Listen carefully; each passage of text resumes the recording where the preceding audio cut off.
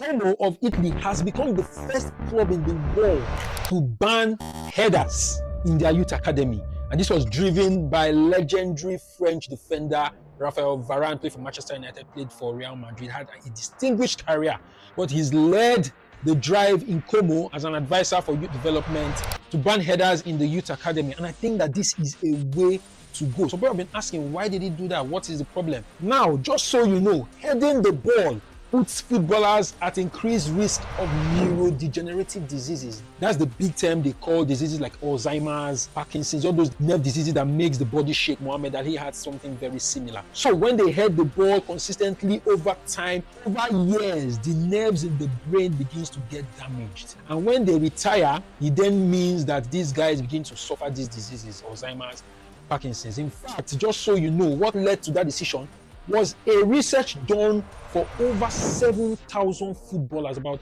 7,700 plus footballers. The research was done on these guys from career spanning from the 1930s to the 1990s, and it was discovered that defenders were 5 times more likely to have neurodegenerative disease, that's the Parkinson's and Alzheimer's. Defenders, and that explains it because defenders head the ball almost every time to clear the ball from danger. In fact, Varane said that when he was in Manchester United, one of the occasions he headed the ball and he literally passed out. He had to be taken out of the game.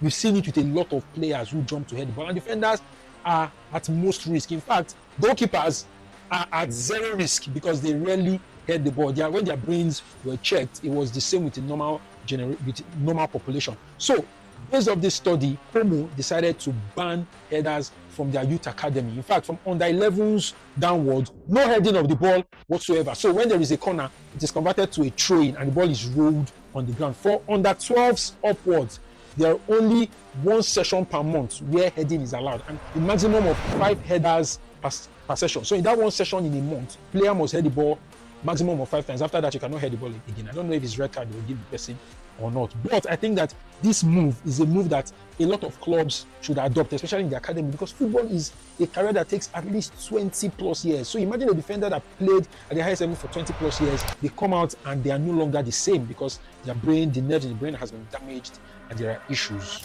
So great work Varane, great work Como, and I hope that a lot of clubs adopt this regulation. FIFA needs to also adopt this regulation to save players from the likes of Alzheimer's and Parkinson's disease.